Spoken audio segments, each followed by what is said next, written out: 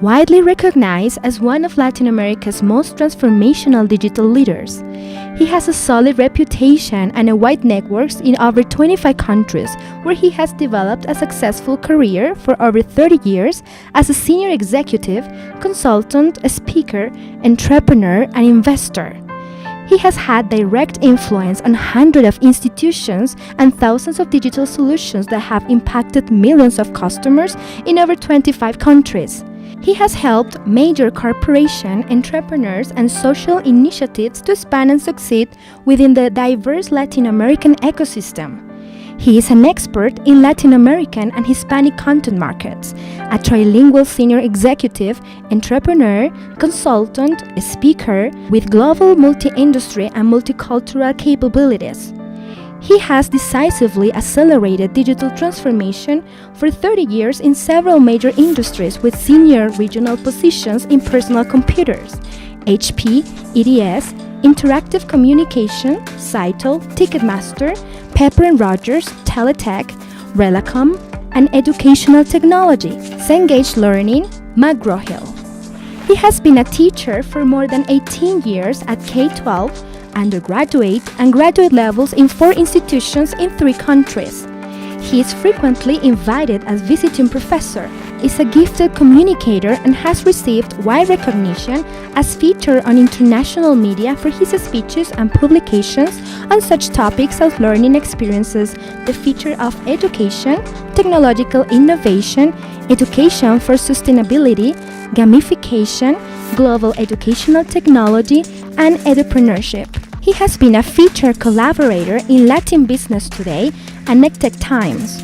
Is a member of Innova, the largest network of LATAM CEOs from IAE, a member of Wharton Fellows, and a board member of nonprofit organizations like Tijuana Innovadora and Inroads in Mexico. He is also an ex-professional soccer player and a certified professional soccer coach. Creatively uses competitive leadership lessons from the business and sport worlds to motivate and develop talent. Ladies and gentlemen, Fernando Valenzuela. Wow. That was my presentation. Thank you. That's all I had to say. Wow, that was wonderful. Thank you, Yvonne, Rector Velasquez. Thank you, Rolando. It's a pleasure for me to be here today. I need my presentation. So what I want to share with you today is the moment that we are living, and I had a lot of difficulty setting this stage up. What should we be thinking about? And I just remember about 20 years ago, the first time I went to London, and it was so confusing to me the way these people drive in London. And still, I've been going to London probably twice a year for a number of years, and I still get confused.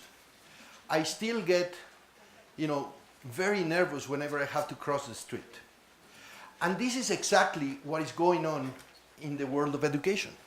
And that's why I decided to call this conference Look Both Ways.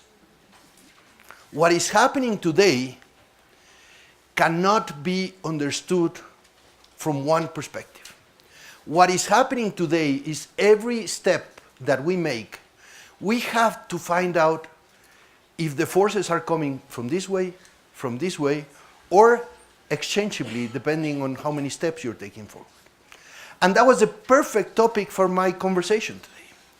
So actually, what I'm hoping to achieve today is to confuse you very, very much, so you don't know which way to cross. That would be my personal objective. So I'm going to start by looking from one perspective, and then I'm going to go to the other microphone and look at from the other perspective. Because we are living things that are totally conflictive. We are living a moment of transitions that are going to change not education, not a country, but humanity. We are at a moment of history that is going to be transformational for all of us. And we are probably right here in the middle. between black and white, between looking right and looking left. And the way this conference is set up, I think is the right way. First, as we heard, the only way forward is through collaboration and sharing. So what they're doing with TESOL LATAM and what they're doing with this community and sharing best practices, and we were talking in lunch about how many universities are still thinking that they are competitors and that they should not be sharing information from one to another. That is the worst mistake ever. We live in the sharing economy, in the sharing world. There's no idea that can be replicated, copied, without sharing.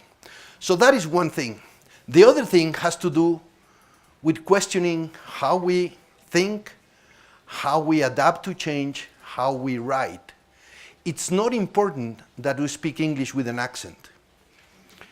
It's important that we connect with English to the world. It's not important that we speak English like an American or we drive like a British. What is important that English is the only connection to the world. So we are still concerned about everything that needs to be in class about English. But we also need to look at why. Why are we learning English? 20 years ago, when I went to London, I thought I had learned English to be in that place, or to go to Disney, or to be one of the privileged that could travel. Today, English is not for traveling, it's not a privilege. English is required to be part of the conversation and to have a voice in any single topic. And this is why it has become so relevant. I'm going to ask you two things. If there is an idea that you like, that is new, that is applicable, give me a like. You just have to do a like. You take it out of your pocket. You go like this, and you do this. This is the most valuable currency that we have today. One like. So as long as there's somebody that is able to do a like, I would feel that we are still on. If you do a dislike, I can go back and see that I was very comfortable back there. Okay, so let me start. Why are we changing so much? Why are we in the crossroad of looking both ways? Because we have been going through several transitions. I have been privileged to live in those transitions. I started in the time where the personal computer came to the world. That was my first job. I was teaching HP employees how to use a computer. Can you imagine HP employees how to use? I would teach them about the mouse, and they would go with the mouse like here and the screen back here, and they would say, how do I come back? That was my first digital transition.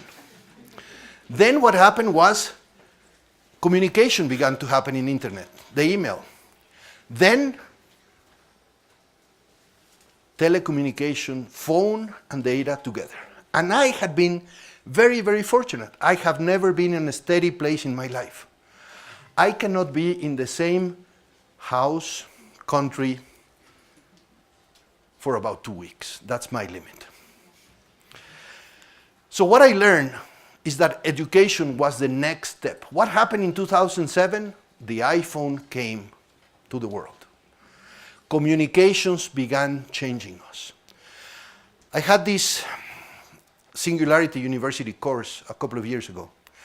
And what I learned there is that anything that you do has to impact 1 billion people at least. If you are doing something that is only applicable to 100, 1,000, 10,000, 1 million, it's not enough. You have to think big. And today, we can think big. And I began thinking about what is going to change in education for the next few years. So what I did is I worked in there's only 8 big companies in education in the world, 8. Fortunately, I had been president of 2. So I learned education from the big companies, the big scale. Thousands of students, hundreds of thousands, thousands of teachers, schools, universities. But I also learned that innovation is not happening in the big players. It's happening in the small players. And that's how 5 years ago I began with this edupreneurship movement, to inspire people to transform education.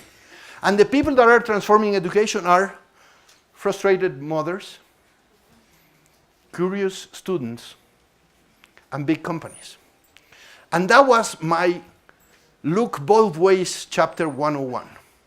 I began working in the big, large companies, but I began bridging the small ideas in education. And I got fascinated by this world.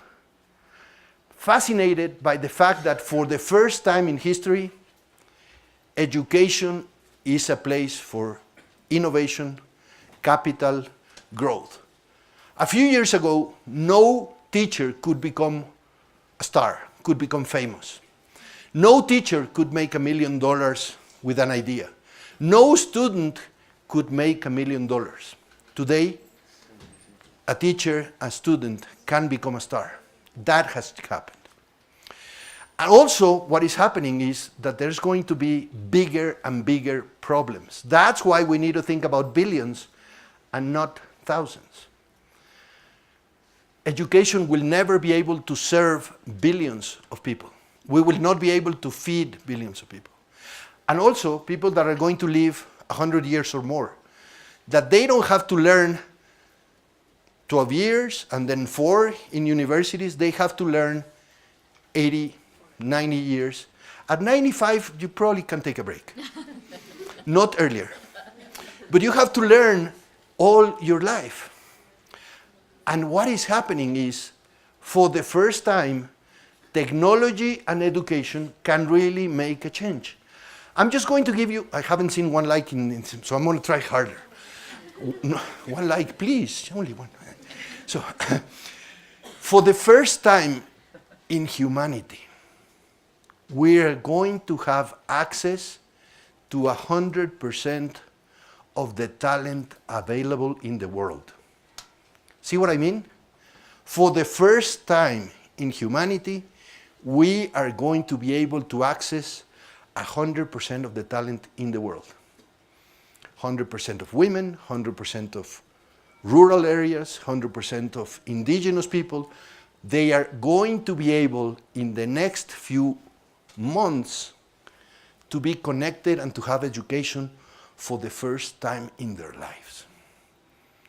No other generation in the human history has been able to have 100% of the talent available at their disposal. This is an opportunity that has never happened before. 7 billion people, 120 years, every talent available. Can you imagine what we can do? But also, for the first time in history, computers are becoming more intelligent than humans. For the first time in history, this started in 2007, computer abilities have surpassed human abilities. This has never happened in our history. We are exactly here. Look both ways. One way to understand how to become more human, not become robots. What is the value, and we were talking about this in lunch, what is the value of being human, having emotions, having criteria, thinking critical, but also what is the value of dealing with a computer that knows how to fix the best menus. That is the moment that we're living today. And there's still people that sit on one row and they say, no, computers are not going to learn more than we. And others that say, yes, computers are going to learn. And we have to look at both ways. That is the moment that we're living. And that's why I decided to call my talk, Look Both Ways. You cannot find truth in one of the positions. As you can also don't find any student that only has one life. They have at least 2 personalities. We are all wonderful in the internet, in social media. Just look at my LinkedIn or something. Everybody has at least 2%. So we think in universities and schools, we think that we know our students. We only know 50 minutes of their daily activities. What is happening with the students in the world is totally unknown. And the world is backwards, totally backwards. We are living the world of sharing more than living the moment. We are living the world where it can only be understood here. It's all backwards. That's why it's happening. All of these different forces that are coming today, we cannot understand because we are bouncing from one street to the other street. We have to look both ways. Why is this happening? Because humanity is in the middle of one of the biggest transitions in history. Just in 2003, none of these companies existed. None. No one of these companies in 2003 was with us. What happens with this kid living in a world where all of this is common and whatever comes next? We have changed in ways that are no point returning. There's no point of return. That is what's happening. 2003, I am not talking about 20 years ago. In 2003, none of these companies existed. So if you ask one of our students today to read a book and to watch a text, how they understand that, they begin playing. They have apps that change the whole meaning of every single book that they read. They put it in the 21st century. You give them a book from the 19th century, and they just translate that into the 21st century. And I'll give a prize to people that say, this is an announcement. What is it that they are announcing? This is an actual advertising. In the words of our students, what are we advertising here? Don't text and drive. If you cannot understand what is being said here, your generation is obsolete. Okay, no. If you cannot understand this language, and this is plain English 101, this is totally in English. Is this Spanish or what language is this? Catalan. Maybe it's Catalan because, no? This is the language that we are teaching, that we are living. This is the reality. And it's not going to change. It's not going to come back to this. This is here to stay. How are we dealing with that? And this is only the beginning. That kid is going to look at us to say, guys, seriously? Were you impressed by YouTube? It's like the first time we saw a telephone. This is how they are going to think. They're going to say, oh, come on, you really use Twitter? That was fun, that was old. You were Skyping. That's how we laugh. In 2003, we didn't know better. We probably were connecting to internet via a telephone line. Ding, ding, ding, ding, ding, ding, ding, ding, ding, ding, you are connected. Well, today this ding, ding, ding, ding, ding, it's connected in their brains. That's what happened. Look both ways. Look at the fact that this is all part of our lives, but also this is only the beginning. We're going to be laughing in 2 or 3 years of how we were impressed by YouTube, Skype, Twitter, Facebook. It's all going to change faster. This is only the beginning, and it's going to change bigger. Bigger and faster. And we all complain that our students are totally disengaged, are totally confused. This happened before. We are the same human beings. We are no different. We're only distracted with different things. This is humanity. We are not talking about a machine. We are going to be humans, I hope, in the future. And that's what we need to believe. That's what we need to keep.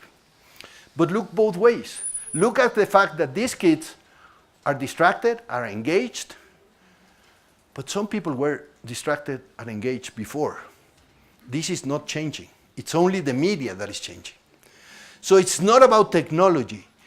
It's not about the last application. It's about how we engage as human beings in which topics. So there's still people that are going to share, they're going to have meaningful conversations, they're going to have meaningful thoughts, they're going to be looking at art and music, but most likely those conversations and that music is going to have significant influence with technology. That's the only thing. So when we find a job, when each one of us as teachers, if we had to post what is it that we do, we have to find our own identity. You as a teacher are not in the seat of teaching because you have to drive a curricula every week and you have to go through the textbook chapter 1 and chapter 2. That's gone. You are a teacher to create somebody. So if you had to fix your own advertising of who are you as a teacher, I would urge you to find your identity. And also look at what is happening in the world and connect to the world. Because these forces are changing how we see news, how we think about leadership, how we see humanity, values, and everybody is going to have 15 minutes of fame. Everybody is going to have 15 minutes of fame. It used to be a time where the only famous were artists, politicians, soccer players. Not me, but someone, another one. It used to be a time where people could be famous only if they affected millions of lives. Today, you know how many YouTubers affect millions of lives? How many Instagram, Snapchats influence millions of lives? Kids from 13 and 14 years old have 4 or 5 million followers. More than a football player, more than a politician, they can influence and change. So everybody is going to have 15 minutes of fame. Have you asked yourself, what are you going to be famous for when your 15 minutes come? Are you going to be famous because you pulled somebody out of an airplane? Are you going to be famous because you tripped a refugee from Syria? Are you going to be famous because you inspired a kid? Are you going to be famous because you did something for war and peace? What is it that you and you and you are going to be famous for? Everybody, we are going to have 15 minutes of fame at the millions of people. And this is true for our students. They can trip and they can become famous for doing the most stupid thing. Typically, when you are a teenager, you can make a lot of stupidity. And that can have an impact for the rest of your life. I had a conversation once in TED with a lady called Monica Lewinsky. I don't know if you know her, but she committed one stupidity at 23. 23 years old. She was the beginning of the social media famous for one thing at 23. I don't know if you remember this news person that was being interviewed, I think, for the BBC. And the kids came to interrupt him. Remember that? Yes. Well, it's now an animated series in Netflix. That's how fast we connect to the current world. That is how fast. An event that caught the attention from a lot of people became a TV program. Can you believe this? This is the world that we're living. So, in reality, what happens is that an individual or a small group of people can do things today that a few years ago could only be accomplished by a government, a large company, or millions of dollars of investment. A single individual or a group of people can do things that in the past could only be done by a large company, a government. This is the world that we're living. And this is why education has to change. We are not educating kids that could get a job in 10 years. We're educating kids who can become world famous at 13, millionaires at 16, and in jail at 17. That's the new path, the new curricula, right? You have to spend some time in jail at least. No? Otherwise, it would be I'm not going to say it. I'm sorry. I cannot contain myself. I had my dark side in dessert today, and that's why it's coming out. All right. So everybody has said technology is going to change the world. Nothing is going to change with technology unless we change our lesson. We need to change our lessons. We are not teaching English for perfect accent or for privileged trips. We are teaching English so people can survive in this world. That's a totally different. And if I ever get a like, I would be very, very happy. Now, so people are saying we should not follow what's happening. Let's escape the classroom. Let's move away from the traditional teaching. And some people are radically moving from teaching. Some others are saying, no, technology is not going to change. I'm going to still give my class because I know this works. Well, it doesn't work. Not for the new generation and not for the new problems that we're going to face. So what has happened in education? We were very concerned to get everybody in schools, yeah? Access. We have 99% of our children in school. That was an accomplishment. All right, everybody in. What has happened? If we were not educators, but we were architects, these are the type of students that we are producing for the world. We are producing this type of students. A lot of them, but very incomplete. And we need to reflect on that. We need to rebalance this. We need to prepare students for the future that we don't even know what it's going to be. This is only the beginning. And the beginning is going to be faster and bigger. And we still think that this is not going to come. Probably there's some magical force that is going to take us back to the 19th century. I don't think so. We have to think about all of the students that are not able to get education.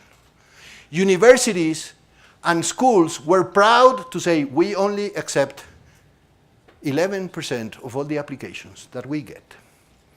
We are very good because we only accept the best. Well, the best are all humanity. We cannot accept that education is only for a few.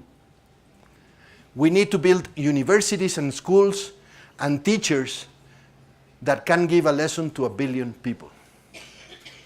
We have to give school to people that have not the proper conditions to succeed. Because if these folks do not succeed, humanity will not succeed. So universities, schools are for everybody. A lesson, a good teacher, a good lesson has to be for 1 billion people. And technology allows us today to do that. If we only give a good lesson to 100, all of these children are being left behind. And that is unfair. We have no right with the technology and capabilities that we have today to allow for this.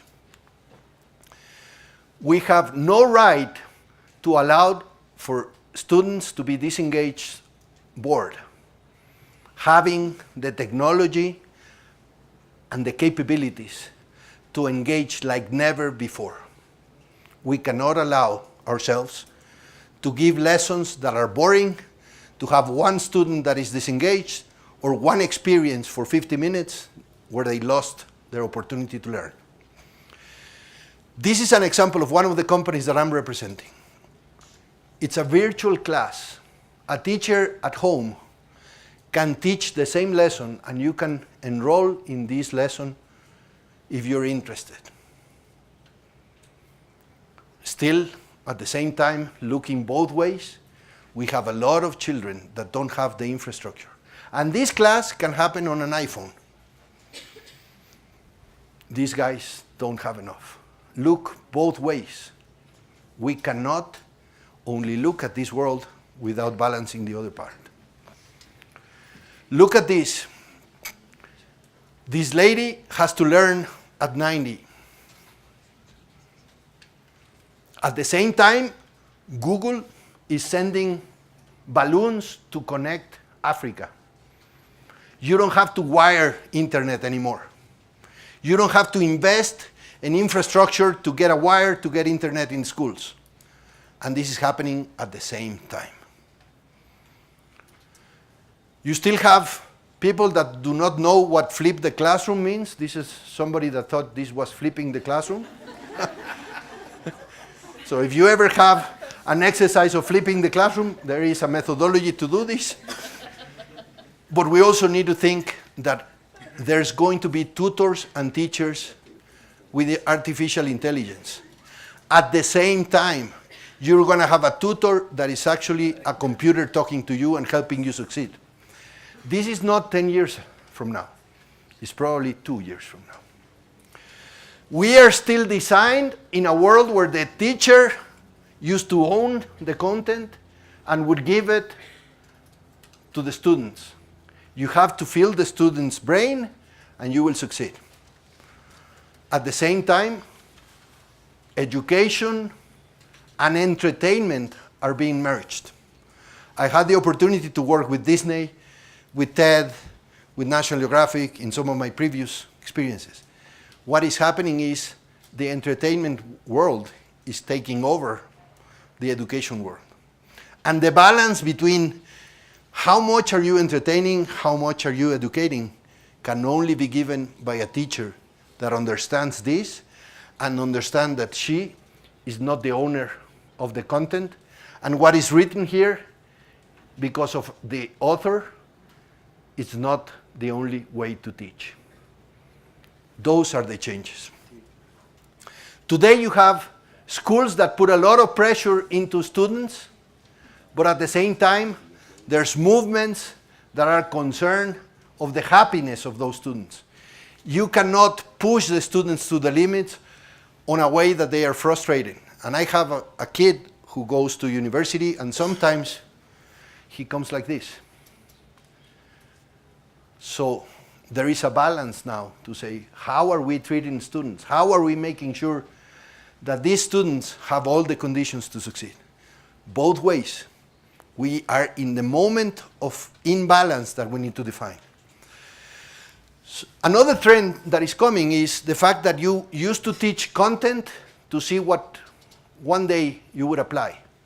Today, if you are teaching something that cannot be applied, then that's the wrong lesson. If you are teaching something that cannot be applied, that's the wrong lesson. If you are teaching something that maybe will be applied in 2 years, that's the wrong lesson.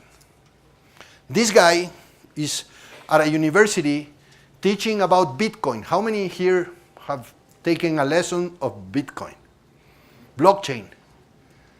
If you are not teaching blockchain and Bitcoin, your generation is obsolete now. I said that before. Since I cannot get likes, I'm trying to balance between the likes and the dislikes. It's a difficult.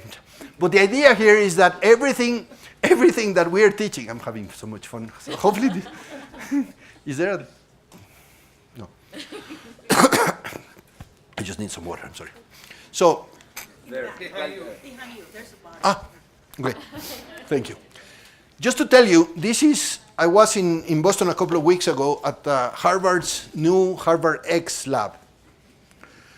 This is the new class. Harvard X looks like a TV station today. Harvard X is designed to take Harvard to 1 billion people. This is a little bit of entertainment and a lot of academic.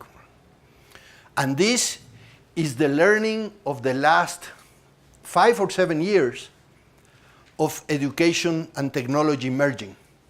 Harvard has understood the balance of technology, education at scale for billions of people, which is not opposing the traditional Harvard University. It's just an addition. Universities will have 3 or 4 additions to be able to reach 1 million people with different experiences. This is only one of Harvard's experience. You have another experience where you have to go to class, have to go to the physical place. But these are the things that are happening in the world. This is McDonald's new first job interview. You know what tool they use for the first interview? Anybody has seen the news? Look for that. The first job interview in McDonald's is Snapchat. You have to build a 1-minute Snapchat to get to the human resources of McDonald's to see if you can get a job. What are they hiring for? Personality, technology, at scale. I cannot do millions of interviews, but I can see millions of Snapchats and see who catches my eye and who I would be able to recruit. This is happening. McDonald's is recruiting via Snapchat. This is also happening. The stoplights are not here because we are walking with our telephones and we can fall, right? The stoplights are now in the floor because if we're walking with our telephones, I used to do that when I wanted a penalty, but it really worked. You almost saw that, right? Okay. Thank you. Somebody likes football at least. Okay. So this is happening. This is not science fiction. Today you have lights, you have Snapchat to interview. So we are still in school believing that we are living like this. If we are in first year, this is the lesson. Then you move to second year, this is the lesson. Then you move to third year, this is the lesson. Like it was a factory of human brains. We are not a factory of human brains.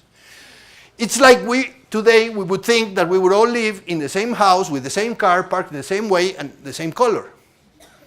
This is exactly how school is built. How old are you? Okay, I'm 12. Okay, you go to the class of 12 here. What should I learn at 12? This is what you learn. But what if I am interested? No, you cannot be interested in that until you're 13. Kill your interest. Go here because you're 12. That is gone. That's what happened. We used to think that we were manufacturing brains. Everybody at 13 would go here, we have the lesson, we will give the lesson. Then we would all buy our cars, and then we will all buy our houses.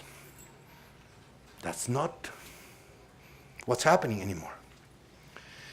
So we were building professionals like this, but now we need professionals like this. This is a real business model for 14-year-olds that can go take a picture, write a note, and get $20 for writing a note on their telephone. And they're making $5,000 writing notes on their telephone, sending them as if it was market research. But we are still educating for this business model, hopefully for somebody to get a job. If we are teaching for somebody that needs a boss, that person is unemployable. We cannot teach for students that are going to need a boss or a job. We are going to teach students that are going to create jobs for others, and they're going to find 15 or 20 different paths to their own success. And the students today are interested in being happy, not being employed. So the teacher who used to know everything, right, has to teach, and this, I met this person last year from Finland.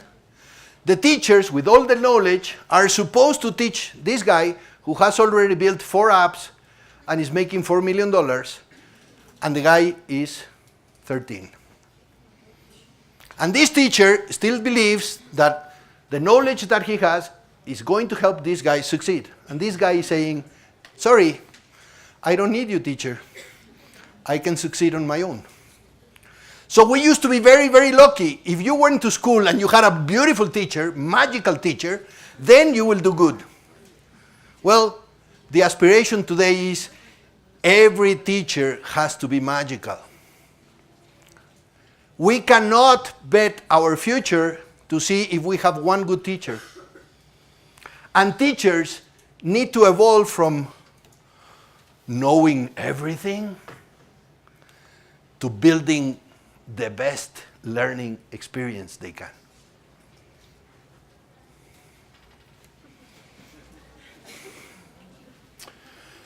That's the change for us as teachers. We are not subject to a good teacher and an act of God or magic. We need to create different learning experiences. And the other part, we need to make sure that there is focus in 2 specific areas: girls and first-generation students. If you are in a class and you don't know how many in your class have parents that didn't have access to education, you have a big problem. Because students whose parents did not have education are most likely to fail. Because we as parents tend to help our students.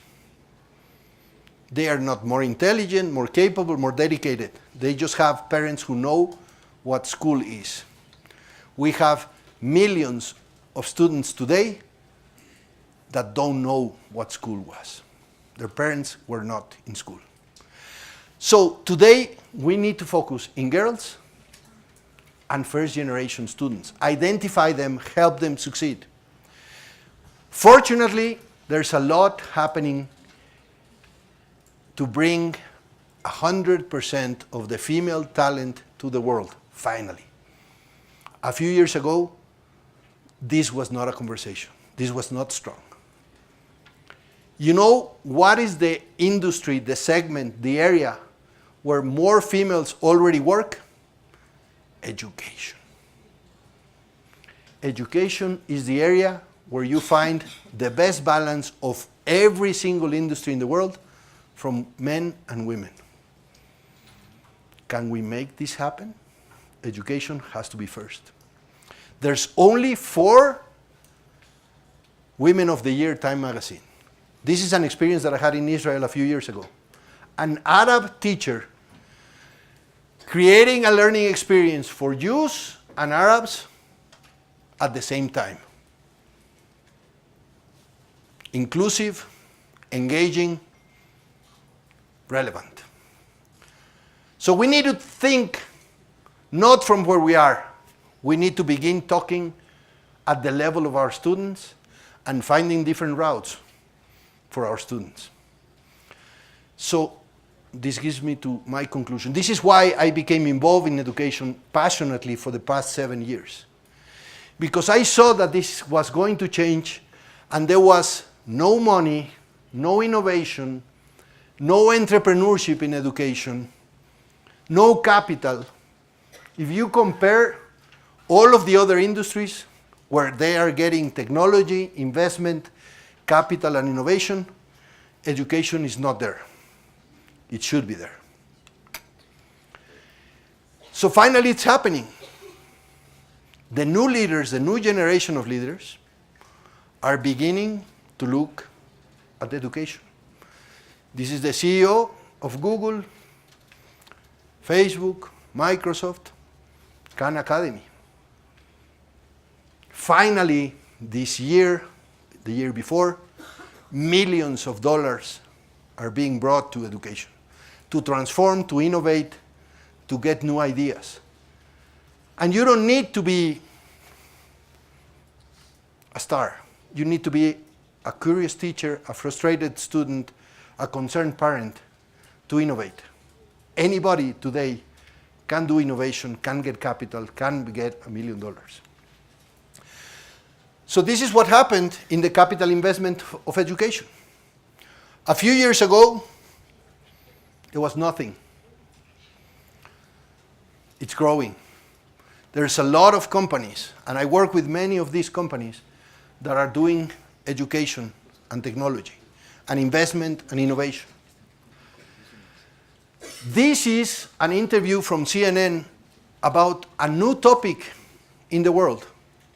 Why am I so crazy to inspire people to get into education? I just told you why. So I hope that I was able to give you both ways of a perspective, a like or a don't like. Thank you.